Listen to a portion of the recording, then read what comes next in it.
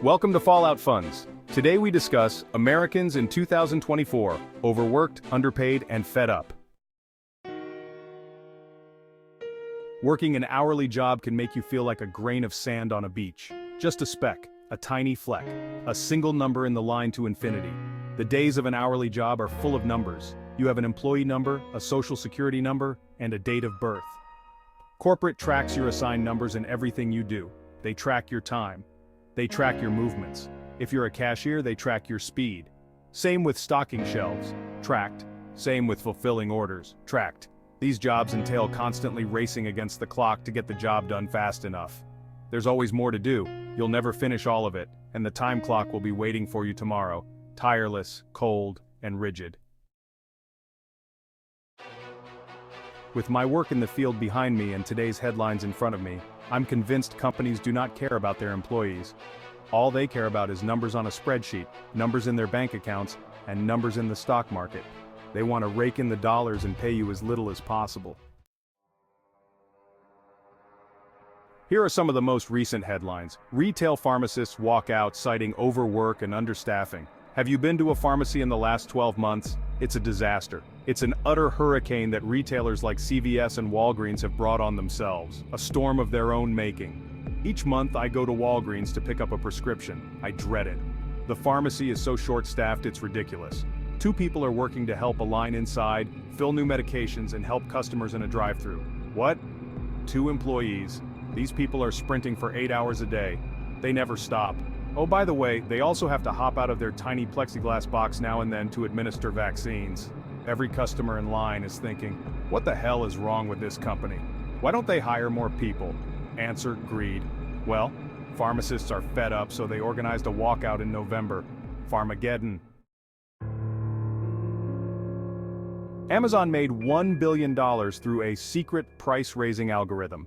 The United States Federal Trade Commission, or FTC, is coming after retailer Amazon for allegedly using an algorithm that pushed up prices in America by more than $1 billion. Excuse me, yes, you read that right. The FTC is suing Amazon for creating a secret algorithm internally code-named Project Nessie. Nessie could predict what other online stores would follow Amazon's price increases.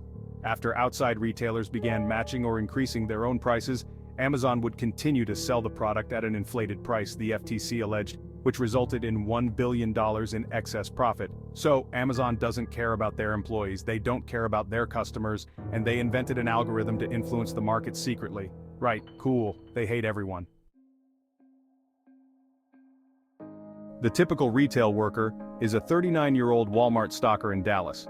Walmart is the largest retailer in the United States. If you work in retail in America, there's a good chance you work at Walmart. The company's employee count is up to over 1.5 million. According to Business Insider's research, the average Walmart employee is an elder millennial white woman. Her job will most likely be stocking shelves or picking items for online orders. She probably lives in Dallas, Texas. Okay, fine. Right.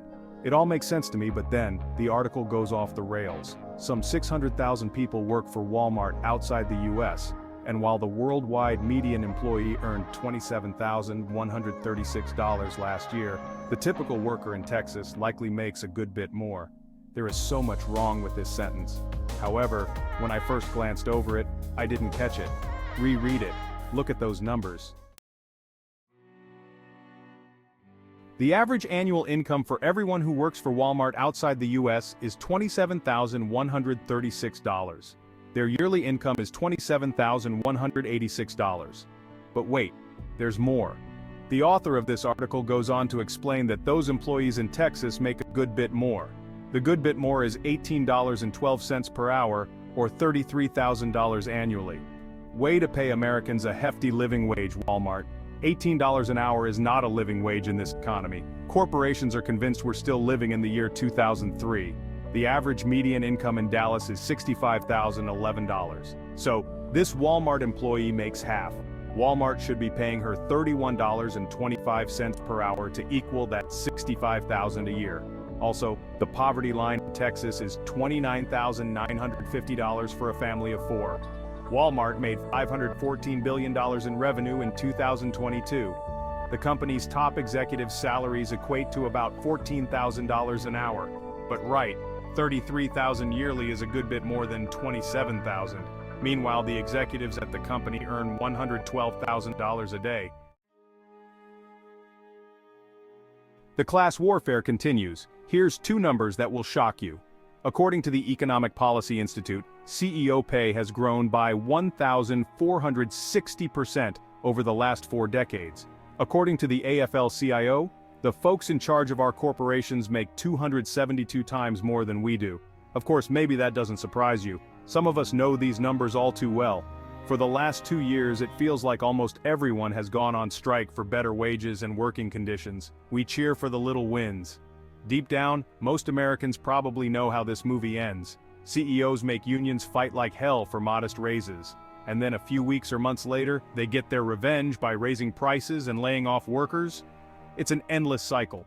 This cycle won't stop until someone forces corporations and their legions of CEOs, marketers, bankers, and hedge fund managers to stop stealing from workers. Everyone knows it, but what can we do?